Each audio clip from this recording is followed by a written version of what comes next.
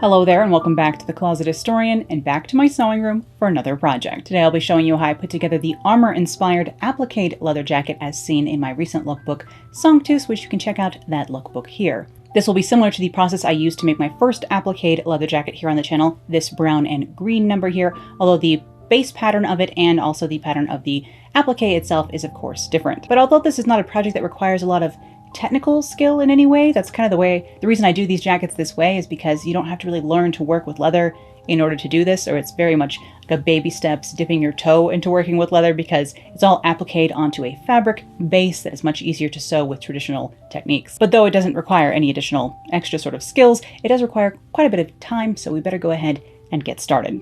And here is the embossed leather I will be using for this jacket today. I will link the Etsy store where I picked this up below so you can peruse their selection, as well as another Etsy shop that I found recently that has really cool textured vinyls for a vegan option. But I will begin with my basic bodice block front and back, but the front first here, and I'll go ahead and trace that onto my alphanumeric paper as per usual, including the darts, all relevant information as I always say. But I will start drawing in my style lines here. I know I want to have this sort of shoulder yoke raglan shape little buddy up here, so I'll start drawing that in, and I'll go ahead and lower the neckline 1/4 inch. I will be doing this as a completely collarless jacket today because I wanted to do an over collar sort of gorget piece that was going to be a separate piece on top of this that I could wear to make it look even more like armor, in addition to the fact that I didn't want to get any makeup on a collar on something like this that is not easily washed, because of course a leather jacket needs special washing, and therefore I would like to avoid getting this jacket dirty as much as possible. I will tip the shoulder up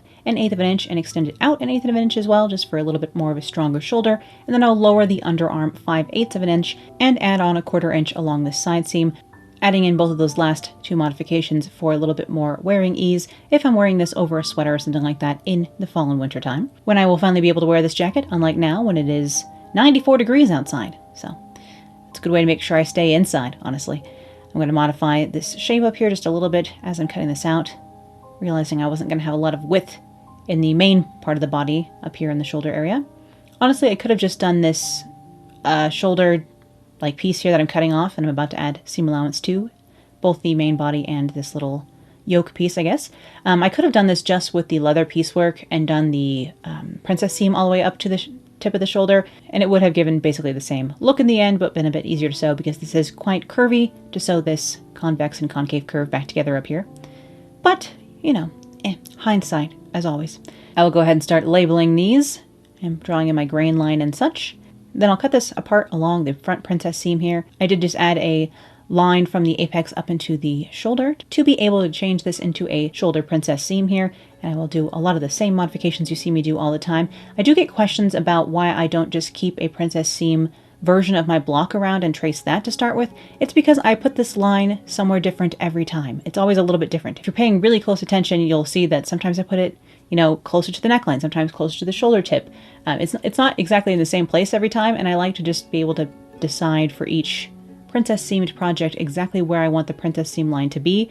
Sometimes I put it up into the neckline, mostly the neckline or the shoulder, and very occasionally into the arm side. But I like to be able to decide my style lines on the day and not be beholden to any sort of like princess seamed block. So I just start with my regular block every time. It's also good for when I'm demonstrating for people who have maybe never seen this modification before, though of course I'm not actually explaining it at all. So if you want to hear me actually talk through the princess seam and what modifications I usually make, you can check out my princess seam video here where I talk about modifying a pattern from a darted pattern to a pattern with a style line, aka a princess seam. And anytime we are adding a style line, although we have taken away our dart fullness, I now need to add in seam allowance so I can sew these pieces back together. You only have to forget to do seam allowance once before you never want to go through that again. So I've made sure I've marked my notches in here around the bust, and I'm adding on my 1/2 inch seam allowance as usual.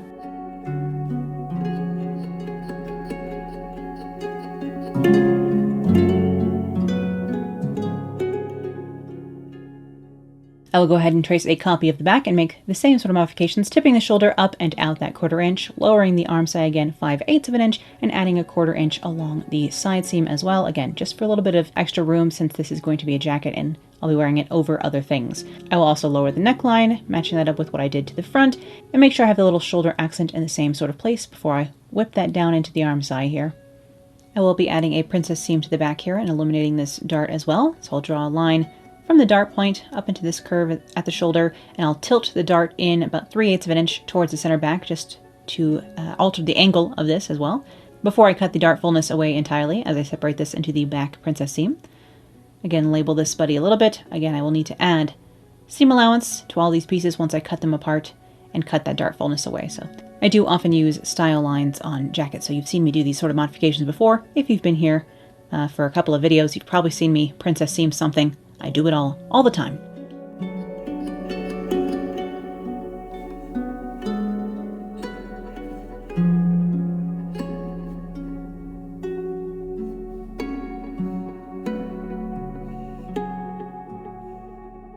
Alright, 1/2 inch of seam allowance added on everywhere it will be necessary to be able to sew this back together later. I can set this aside and start working on the rest of this jacket from the waist down. I will take my basic block skirt pattern front, and I'm going to use my magic A-line method to close the darts along the waist here. A basic block skirt is, again, just kind of a pencil skirt. There's not very much, there's no difference between the two things, but I will just close my darts up here and swing that fullness into the quote-unquote hem of my skirt here.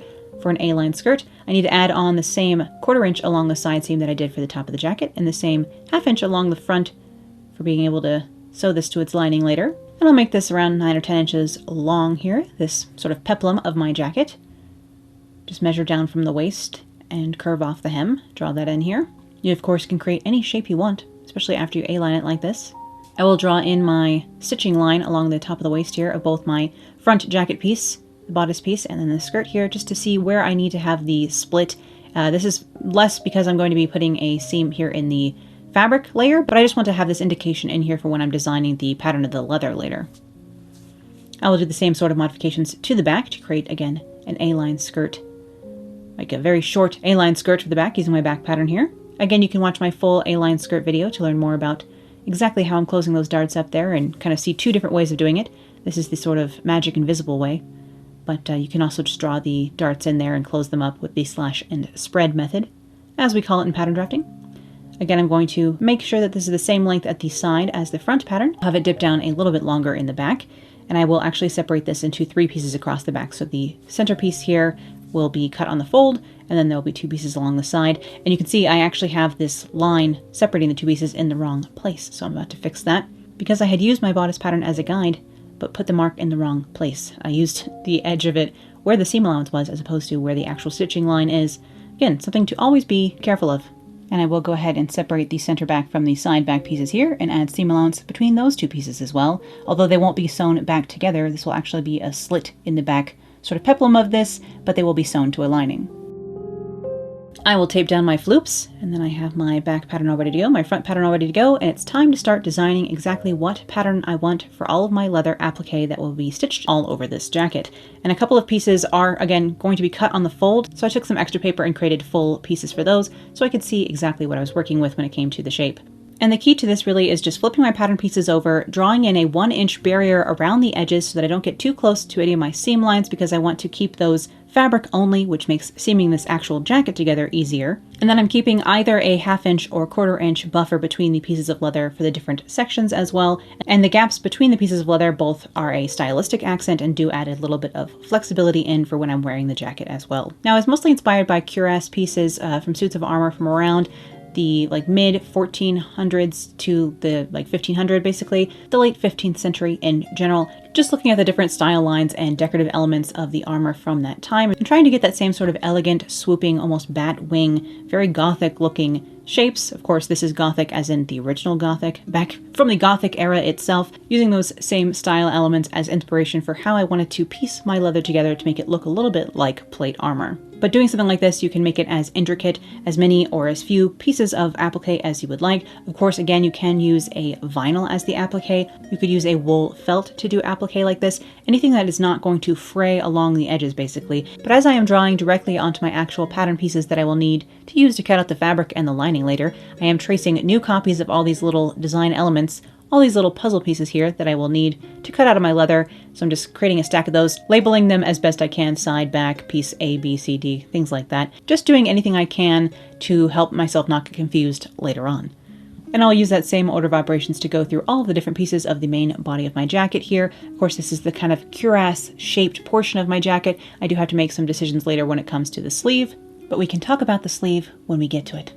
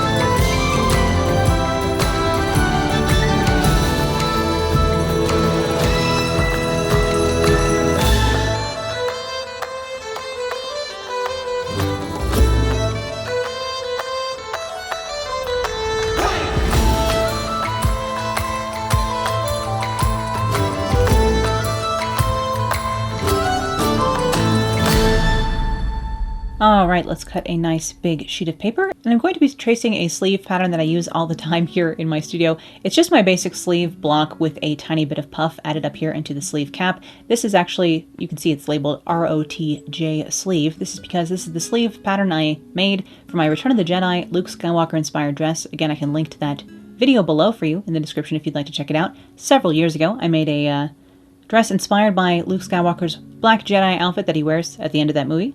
And this is the sleeve I made for that dress, and I use it all the darn time for different things because it's just my basic sleeve with a little bit of puff, which is something I reach for often. You can see I've drawn some indications for myself along the center of this sleeve as well, just to see kind of where I am as I draw in the pattern for the applique down the center of this sleeve here. I mostly kept the leather to the very outside edge, like the sleeve cap, and down the center of the outside of the sleeve, which maintains the soft foldability of the fabric along the inside of the sleeve, which is great. Of course, in actual armor, this is done very differently, but we're just doing an armor-inspired jacket today. You know, I'm not trying to make anything hyper-accurate. It's all just an influence, an armor vibe. It's a night core jacket, not a night jacket. You know what I'm saying? We're hinting at the idea of a pauldron, not actually trying to make any leather pauldrons, this time, at least. In the future, I might end up making real armor, you know? You never know. The future is long.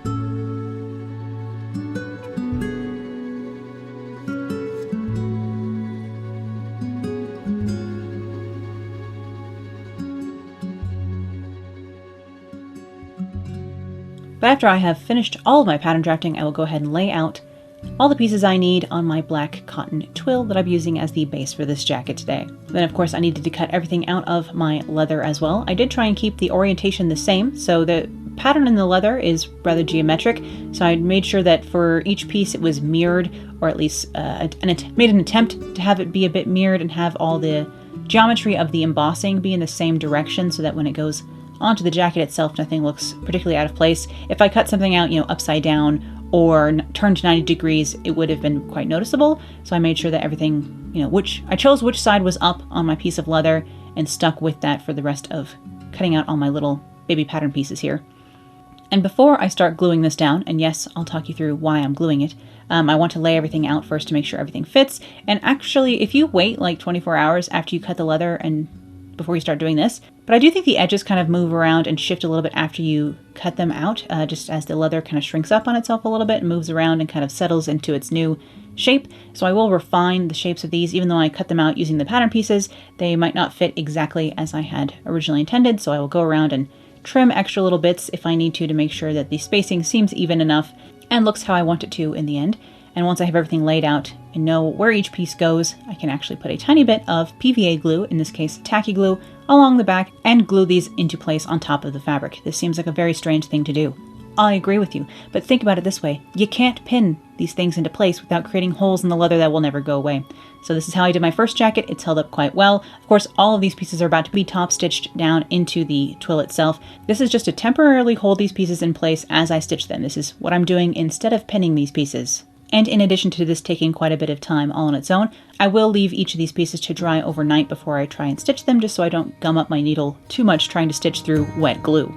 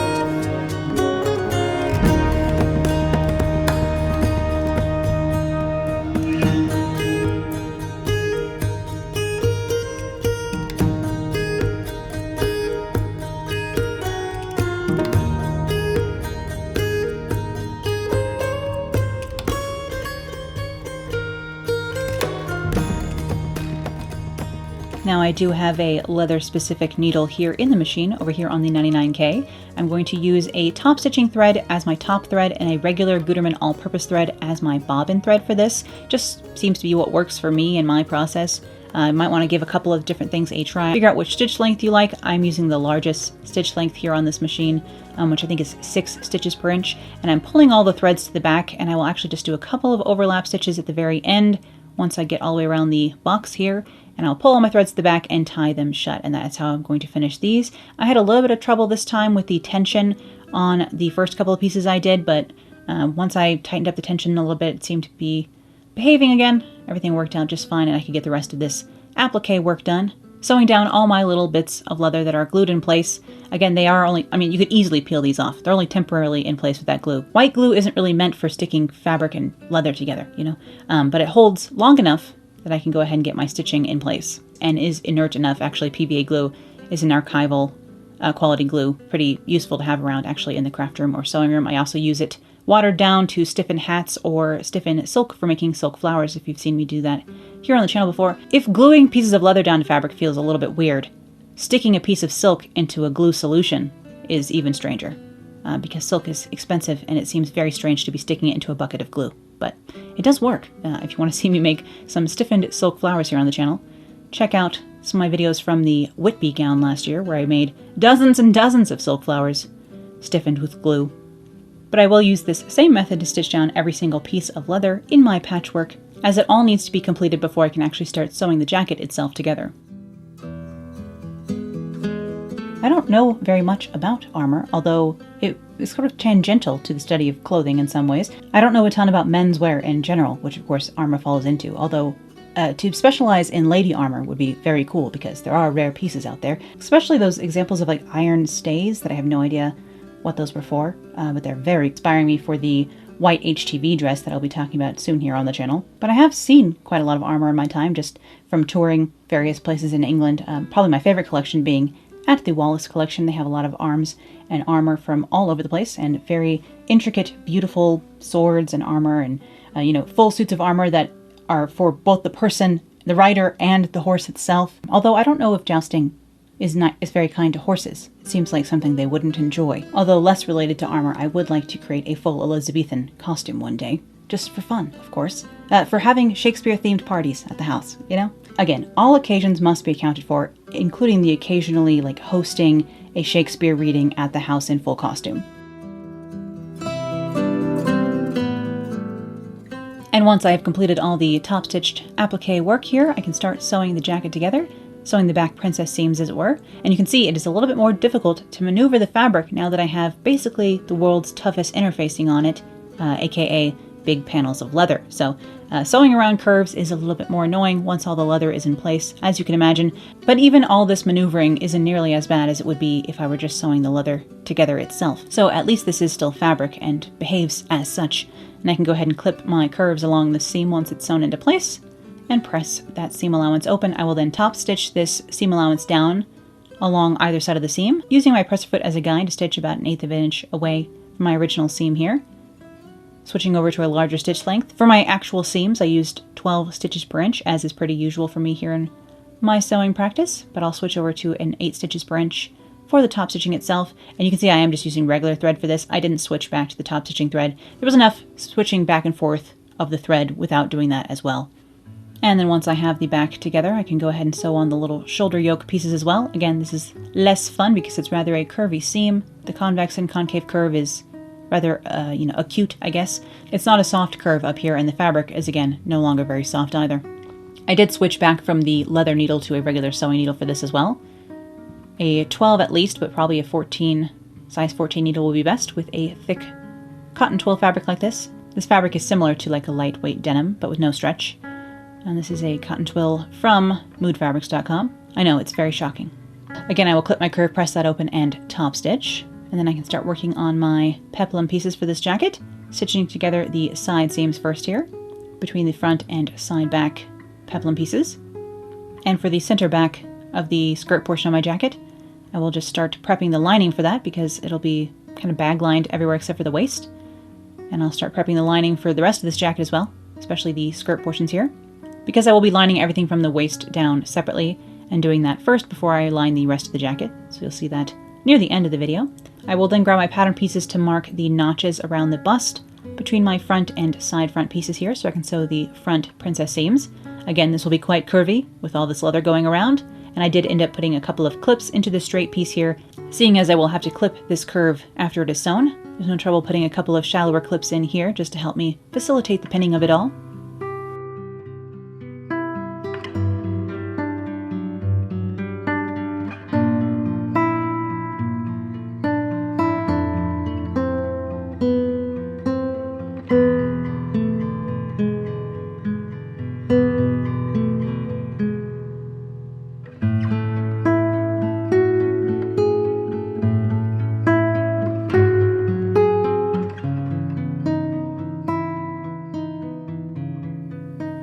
And over here on the machine, again, I've switched back to 12 stitches per inch, trying to remember to take my pins out as I go here.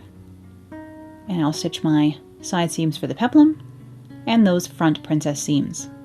Of course, the design options for a style like this are quite endless. Today I'm using an embossed metallic leather on a black background, but you could use like a red glossy leather on a red background or on a contrasting background. You could color block the twill underneath or the fabric underneath or the leather on top to get different results. There are many, many options for ways you could make this look like different things. I mean, even it would be cool to do almost a brick or a tile pattern to do kind of different effects. Of course, I was going for an armored look here, but you could go for a more insect look, a more snakeskin kind of look.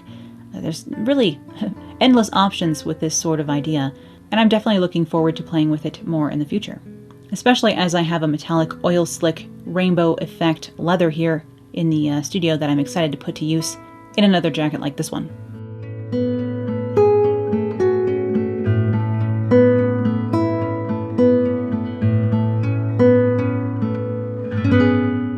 I don't actually go to the Renaissance Festival here in Colorado. We have quite a semi-permanent Renaissance Festival. It's been going for many, many years. However, I don't like their, speaking of horses, they also used to have elephant rides and a big cat show from a guy who was very questionable. Felt like animal cruelty to me. So I do not go to the Colorado Renaissance Festival. If any of you have been recently, you can tell me if they've stopped putting animals through that. If they have stopped all their little animal rides, etc., then I would go back. But until then, it's not for me.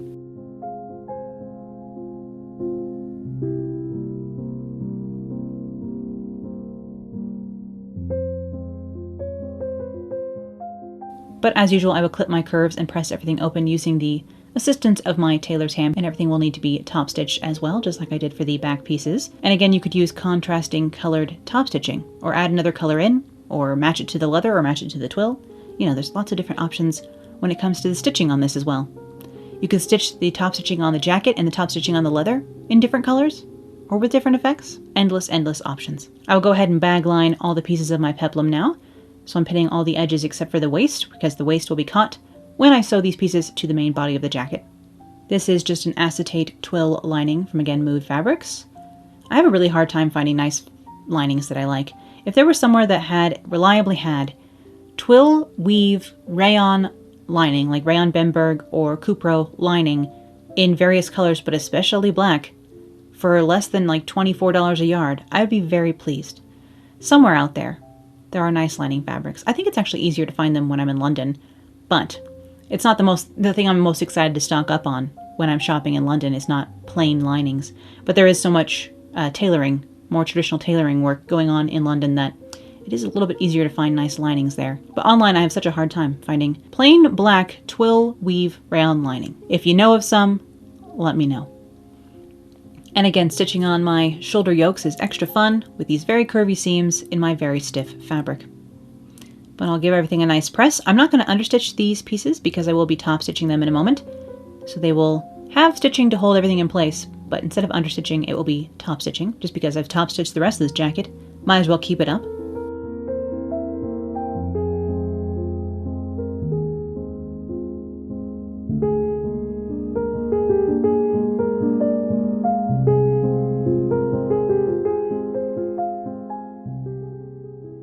But before then, everything gets a nice sharp press, clipping my curves and corners as usual, and poking those corners out with a handy-dandy knitting needle. And at this point I can finally attach the jacket fronts to the jacket back along the side seams, so I'll go ahead and do that next. Simple straight little seams here along the sides.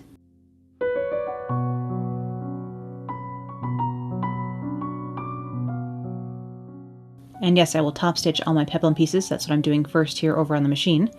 Before I get to those side seams, so I'm just top stitching using, again, the edge of my presser foot as a guide, keeping that consistent throughout the whole project, basically.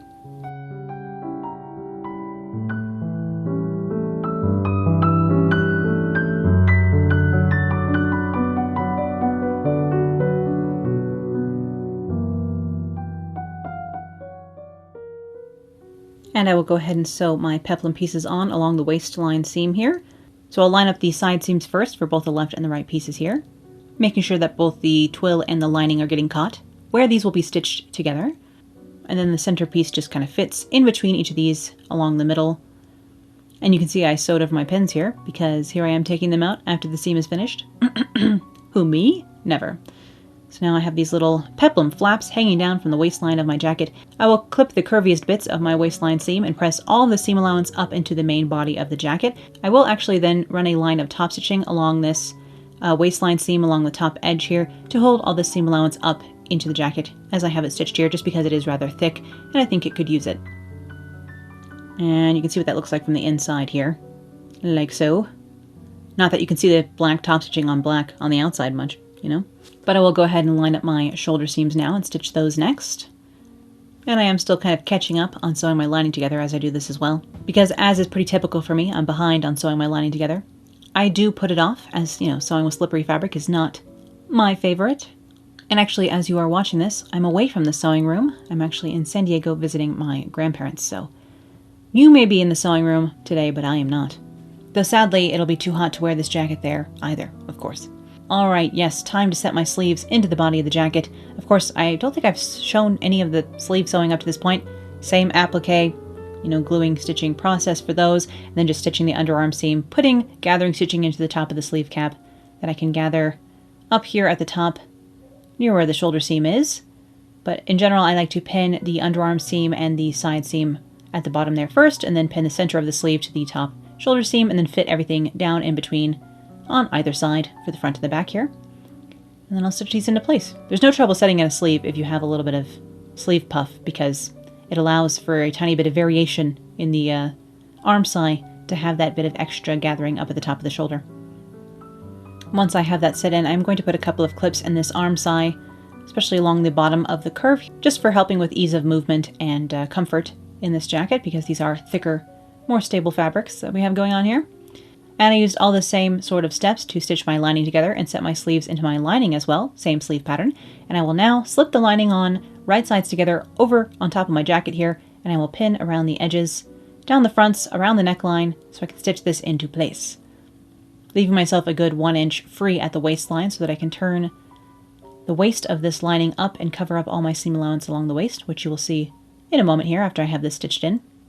Basically lining this exactly as I did last week's project. Just, you know, different color scheme going on here.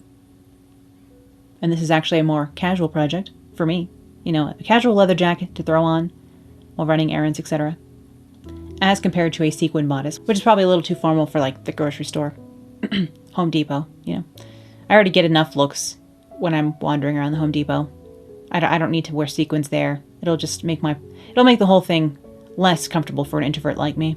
And we all know the reason I'm wandering around the plumbing department isn't because I actually have a plumbing problem. It's because I'm looking at different weird greebly parts for decorating a cyberpunk set, usually.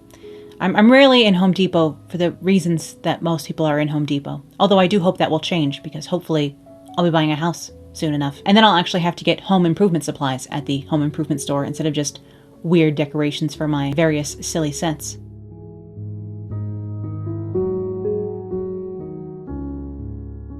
But once this lining is stitched on, I can again clip my corners and curves and turn everything right side out and give everything a nice press. Press all my edges into place. Again, these will be top stitched and therefore not understitched. You can do both if you want to, but then there will be 2 lines of stitching, so unless you stitch directly on top of one another, it will be noticeable. And I do need to clip the curves around my waistline on this lining here and then turn that in on itself, that 1/2 inch of seam allowance, and pin it into place along the otherwise finished waistline, and then I can hand stitch this into place. Again, you could actually stitch in the ditch if you wanted to here, but I'm going to hand stitch this into place.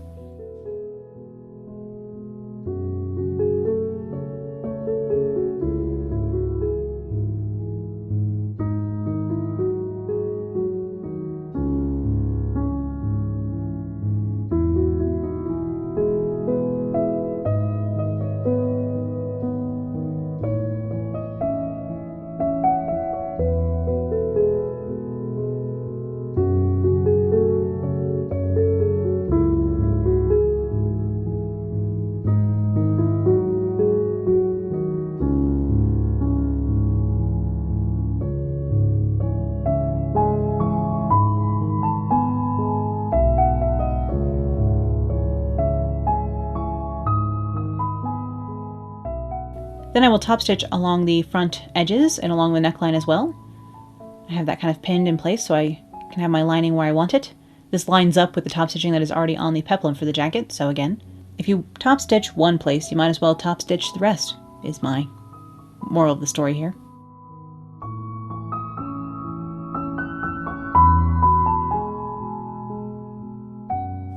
And I still hadn't exactly decided whether I wanted to do a placket and hooks down the front of this jacket, kind of like larger, almost jacket or like coat hooks, or if I wanted to do a zipper to match the skirt I had made earlier in the year, and I ended up going with the zipper in the end, but that's why I'm leaving this till last, and I have this jacket all lined before I put the zipper in. I was thinking, do I want to do a placket and hooks here, or do I want to do the long metal zipper? So I ended up going for the zipper, but I couldn't decide until the very end, so that's why I finished this edge without setting the zipper into it. Of course, probably best practice here would be to sandwich this zipper in between the edges, but that does mean that if the zipper ever breaks, you would have to take the lining apart to replace it, and then this way I can replace the zipper easily.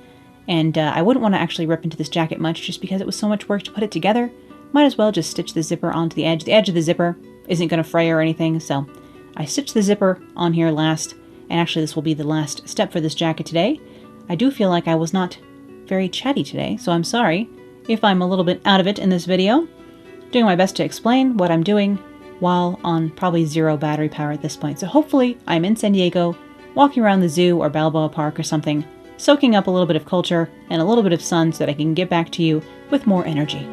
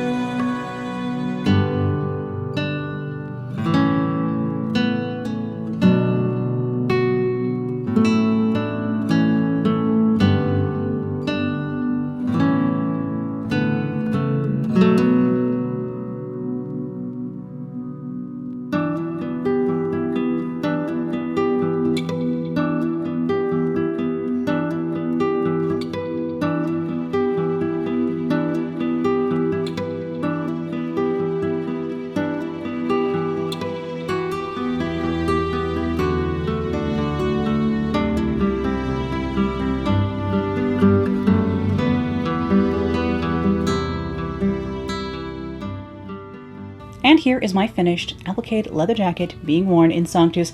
I'm very excited to wear this out and about. The other jacket actually does get quite a few comments when I'm out, which as an introvert is somewhat hard to deal with. I accidentally, I made the mistake of wearing it to the airport, which was a little bit concerning because I kept getting stopped by TSA, but they just wanted to comment on the jacket. Luckily, they didn't want to pull me in for additional screening, but we'll see how it goes. I hope you enjoyed seeing how this project came together today, and thank you as always for watching. I'll be back with more sewing, vintage fashion, costuming, and crafting real soon, so I'll see you then. Bye!